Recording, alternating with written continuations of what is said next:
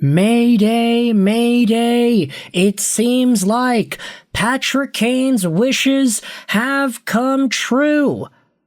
Or at least they might be in the process of coming true. Who really knows? And I'm not talking about the American points leader record. Yeah, no, he already accomplished that yesterday. I don't think anybody is really surprised to see Patrick Kane as the #1 American point scorer ever.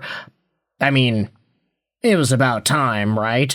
Sure, it took a disallowed goal and others to get that result in, but there you go, Patty Kane with the assist yesterday on the...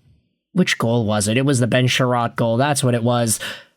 All of a sudden, he's #1 in NHL history for American players. Big congrats to Patrick Kane, but it turns out the wish that we had seen out of Kane may be closer to coming true. Not the points record, but the Red Wings potentially being buyers. Take a look at this update as talked about by Kevin Allen. This was on the sheet with Jeff Merrick. The Red Wings may indeed have their first-round pick in play, and they also might be interested in moving younger players. They don't like rentals, so they probably want players with term. Jeff Merrick says the Wings want a top 6 forward and a top 4 D. And Kevin Allen says a D like Justin Faulk or another D from St. Louis could make sense. Now, Justin Faulk is on the books till the end of 2027, so this is a guy who does not necessarily have term, quote-unquote. He has 1 year after this year. However, when I look at the St. Louis Blues and their blue line, I see a number of guys who actually do have some term and that could be interesting to dive into. Colton Parayko is signed on till 2030.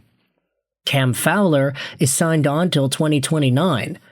And one Philip Broberg is signed on till the end of 2032.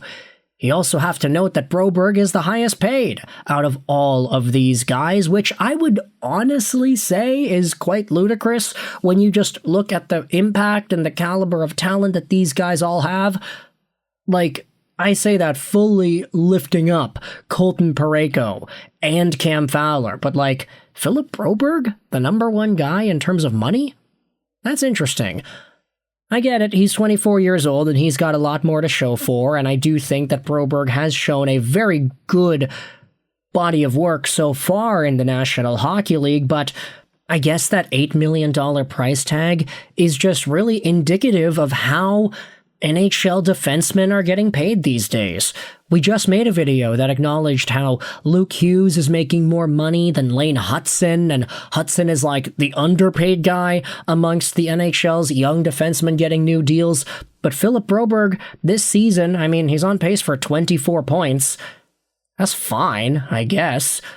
But is he really making $8 million because he had 29 points last year and is on pace for 24 points this year?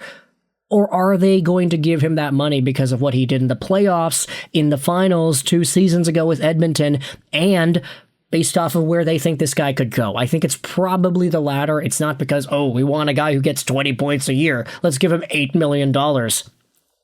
All I'm saying is, Philip Broberg is on the books till 2032. He's got a lot more term than Justin Faulk does. I don't even want to insinuate the idea that Detroit could be pushing for a trade for Broberg, but I will say, he does fit the bill, does he not? He's a left-handed defenseman.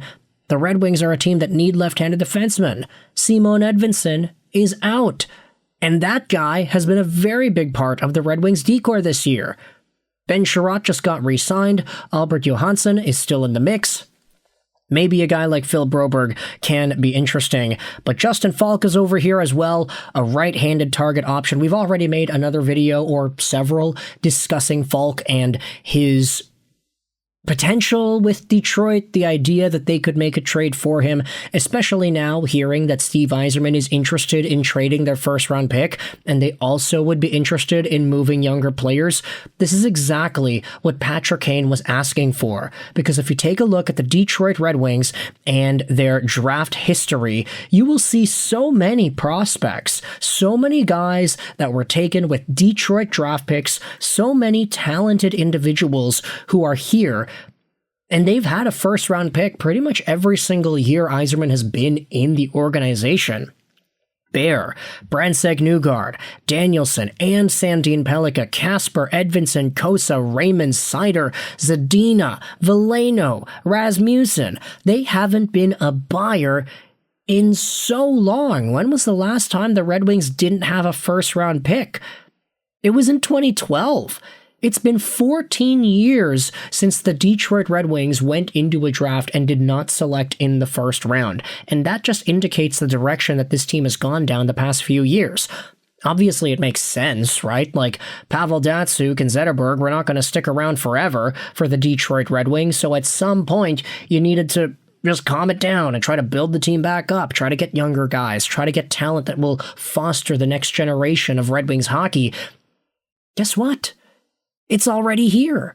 The Red Wings are one of the top teams in the NHL. I get it, they lost yesterday in a shootout, but still, the Red Wings are 6th in the National Hockey League in overall points. And if you sort by points percentage, they are still 6th.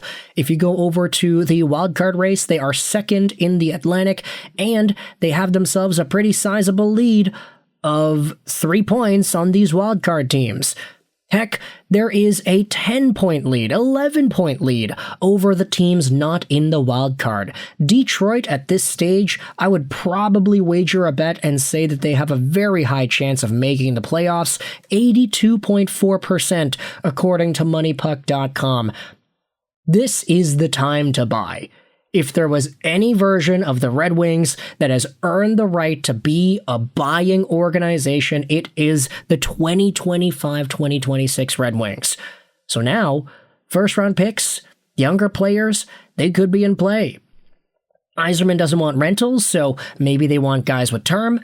Justin Faulk pops in the mind. I would also say Philip Broberg is in that conversation too. Left-handed guy, long-term contract. He's making a pretty sizable amount of change, but hey, they signed this guy to a contract for a reason, and plus, he's a Swedish defenseman. What more would you be asking for?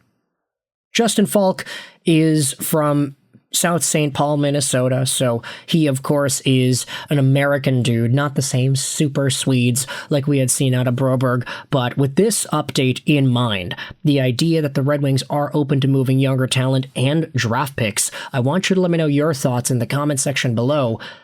Which defenseman from St. Louis do you think makes the most sense? I just tossed out Broberg's name because he's got the longest term, but Parayko, Faulk, Fowler, maybe not Fowler, he's like 34 years old, so he's a little bit on the older side. That might as well be the same as having a rental, wouldn't it? There are a number of guys that I think you could legitimately discuss as a trade option. Now that we know the Red Wings are interested in trading their first-round pick, it is in play.